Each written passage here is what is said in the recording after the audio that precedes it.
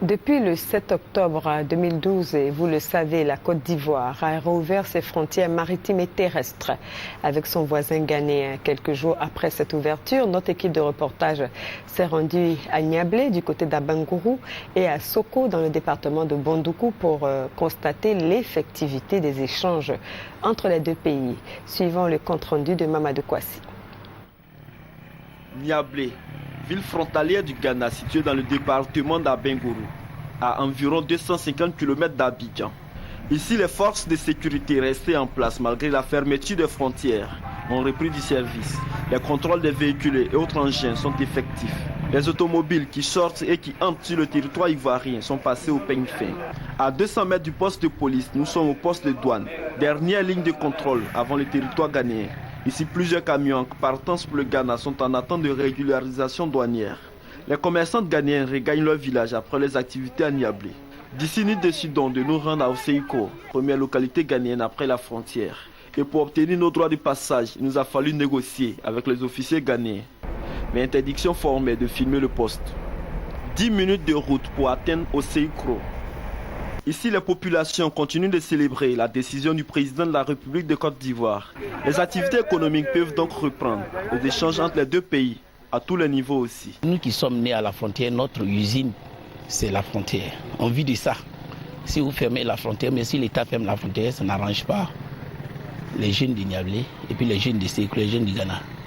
Vous savez, 95% de leur nourriture au Ghana provient de la Côte d'Ivoire. Et aujourd'hui, nous aussi, quand on a besoin des choses, on va au Ghana pour aller les chercher. Aujourd'hui, nous sommes très contents. Soigner mon œil, ça coûte moins cher. Et en Côte d'Ivoire, on ne peut pas payer les traitements. Donc c'est pour ça que je m'en vais au Ghana pour me soigner. Et depuis, le médecin était quitté à Londres pour arriver. Mais comme ils ont fermé la frontière, on ne pouvait pas venir. Mais depuis ils ont fermé la frontière, ce qui est sur nous s'ouvre ici un peu. Et ça fait 3 jours aujourd'hui, nous on a entendu qu'ils ont ouvert la frontière. Maintenant tout, ça passe bien. Nous on rentre à la Côte d'Ivoire, les Ivoiriens aussi rentrent au Ghana. Maintenant je sais que ça passe bien. Après Oseiko, nous mettons le cap sur Sampa, une autre localité du Ghana. Mais cette fois en passant par Soko, village frontalier ivoirien situé dans le département de Bondoukou. Ici également, toutes les forces de sécurité et de contrôle sont présentes. Et les instructions sont respectées à la lettre. Mais le passage ne connaît d'affluence que les dimanches, jour de marché. La population se souvient encore des difficultés vécues lors des 17 jours qu'a duré la fermeture de la frontière avec le Ghana. Soko, c'est un village nafana. Sampa, c'est un village nafana. Donc nous sommes tous les parents. Vraiment, il y a beaucoup de trucs qui se passaient là-bas qu'on ne pouvait pas aller se représenter, comme ici aussi. Même d'autres qui ont regardé les champs vers le Ghana ne pouvaient pas rentrer puisque la fermeture, la frontière était vraiment stricte.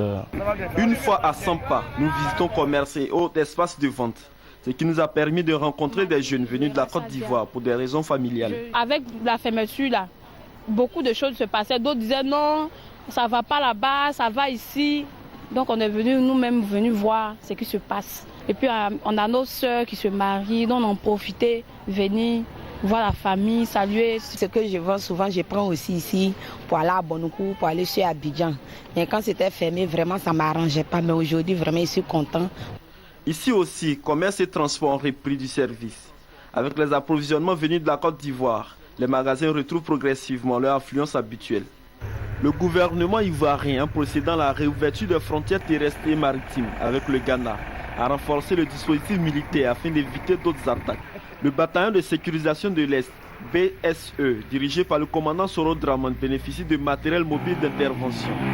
De jour comme de nuit, les éléments du bataillon patrouillent le long de la frontière afin de rassurer les populations et surtout les opérateurs économiques dans cette période de campagne café-cacao.